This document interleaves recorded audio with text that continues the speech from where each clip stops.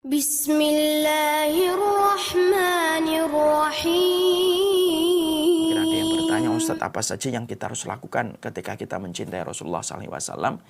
Maka setidaknya ada 6 hal yang kita harus lakukan. Ini saya singkatkan karena waktunya tidak panjang. Yang pertama tentunya patuh dan tunduk. Yang namanya cinta kepada Rasulullah itu ya patuh dan tunduk. Innal muhibba liman yuhibbu muti'un.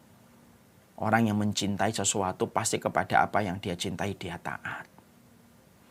Orang kalau ada orang yang, maaf ya, orang pacaran dalam kemaksiatan saja, dia taat kepada pacarnya kok. Padahal belum halal, belum dikasih apa-apa, belum dikasih tanggung jawab. Lakinya baru bisa menembak. Kalau kata orang pacaran kan nembak. Itu kemudian pacarnya dinilai oleh sang laki-laki itu. Ya kamu harus ngikutin saya kalau pacar saya. Itu urusan kemaksiatan aja harus taat, apalagi urusan kita dengan Nabi. Mencintai Nabi itu harus dengan syarat dan ketentuan yang berlaku. Syarat dan ketentuan yang berlaku itu salah satunya adalah taat dan patuh kepada Rasulullah. Taat kepada Nabi itu merupakan pokok dalam keimanan kita kepada Rasulullah, sebagaimana iman, sebagaimana gula dengan rasa manisnya. Kalau kita mendapati ada gula dengan rasa manisnya, kita katakan itu gula. Kalau ada butiran putih, kok kita cip-icip tidak ada manisnya, kita sepakat mengatakan itu bukan gula, karena tidak ada rasa manisnya. Iman itu dengan kepatuhan tanpa syarat, ketaatan tanpa taat. Dan itu yang kita harus katakan. Tidak ada boleh pertanyaan kita kalau sudah di hadapan hadis Rasulullah kecuali satu. Hadisnya sahih atau tidak. Hadisnya sahih, penjelasan para ulama sudah lengkap. Tidak kita nyimpulkan sendiri, tapi betul-betul melalui penjelasan para ulama. Baru kita memberikan kepatuhan dan ketundukan. Belum mampu melakukan, tidak apa-apa. Berarti lemah iman. Tapi harus diakui. Tapi yang terpenting jangan ditolak hukum dan syariatnya. Makanya kita heran ya.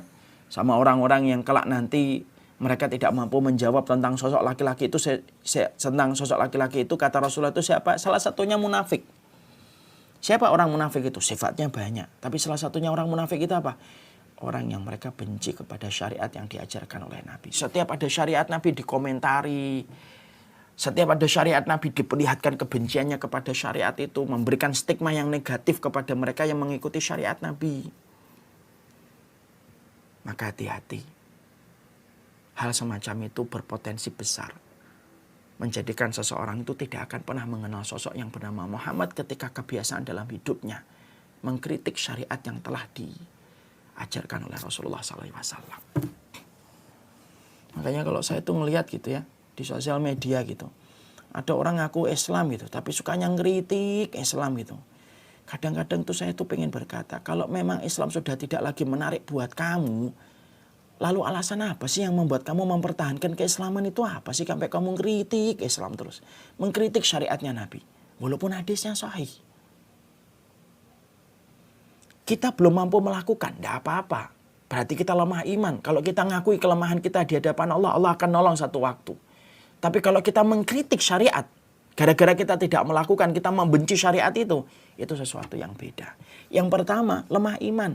Orang yang lemah iman itu bisa jadi besok atau lusa ditolong sama Allah. Tapi kalau orang sudah menolak syariat Allah, itu bukan lemah iman, itu kemunafikan. Makanya kemudian disebutkan oleh Rasulullah, fa'amal kuffar wal munafik, fa'amal kafir wal munafik. Nabi kan mengatakan dari hadis riwayat Bukhari tadi, adapun orang munafik dan kafir, ketika ditanya siapa sosok laki-laki ini, dia akan mengatakan ladri, saya tidak tahu. Kalau kafir tidak tahu Nabi, kita maklumi, mereka tidak mengkufuri, mereka mengkufuri kok. Yang disebutkan oleh Nabi itu selain kafir itu apa? Munafik. Munafik. Kenapa munafik tidak mengerti Rasulullah? Ya karena mereka tidak memperlihatkan kepatuhan kepada Rasulullah. Kemudian yang kedua, yang ngamalin sunnahnya. Mengamalkan sunnahnya dalam kehidupan. Amalkan sunnahnya Rasulullah dalam kehidupan kita. Jangan kemudian kita suka meremehkan sunnah yang ada dalam kehidupan Rasulullah. Amalkan sunnahnya. Jangan suka ngeremehin sunnah. Karena kita tidak pernah tahu di antara amalan sunnah yang kita remehkan, manakah yang akan membuka pintu surga dan mempertemukan kita dengan Rasulullah. Kan kita tidak ngerti. Mari belajar dari kisahnya Bilal. Bilal itu muadzinnya Nabi.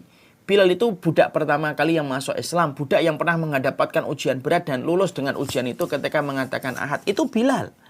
Tapi yang menarik ketika Rasulullah itu bertanya kepada Bilal pada satu pagi, ya Bilal, ini sami tudufa'na leka fil jannah. Ya Bilal, aku mendengar suara terompah kakimu di surga. Apa saja yang telah kamu lakukan? Ya Rasulullah, saya tidak melakukan amalan apapun kecuali ketika saya berhadas siang atau malam, kemudian saya berwudu dan sholat 2 rakaat. Amalan menjaga kesucian dan sholat 2 rakaat setelah itu, amalan yang lebih ringan daripada amalan jihad. Amalan yang lebih ringan daripada hijrah. Amalan yang lebih ringan daripada adzan. Tapi justru yang memasukkan Bilal itu adalah komitmennya beliau ketika menjaga kesucian di waktu pagi dan malam. Kecuali beliau kalau berhadas, beliau wudu. Dan dengan itulah Allah memberikan kepadanya surga. Jangan suka ngeremehin sunnah. Alah cuma sunnah. Karena kita tidak tahu di antara amalan sunnah yang kita remehkan, bisa jadi ada di antara sunnah yang kita remehkan, tetapi justru itulah amal yang bisa mempertemukan kita dengan Rasulullah. Justru amalan itulah yang bisa membuat kita mampu menjawab pertanyaan mungkar dan nakir. Yang ketiga, mempelajarinya. Ya mempelajari, sistematik, belajarnya harus sistematik, harus kemudian urut.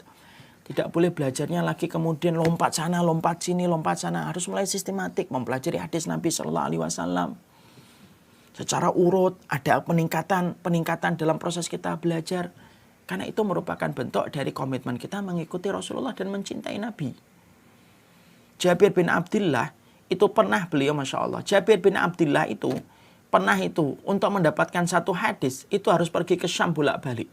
Hanya untuk mendapatkan satu hadis dari Rasulullah. 2 bulan. Karena mereka tahu, mereka jatuh cinta kepada Nabi dan ringan bagi mereka untuk mempelajari apa yang datang dari Nabi. Yang keempat, mencintai siapapun yang dicintai oleh Rasulullah, membenci siapapun yang dibenci oleh Rasulullah. Mencintai para sahabat itu wajib, karena Nabi mencintai para sahabat. Makanya kalau ada orang yang mengkafirkan para sahabat itu nggak main-main itu sudah keluar dari Islam. Karena para sahabat itu mencintai Rasulullah.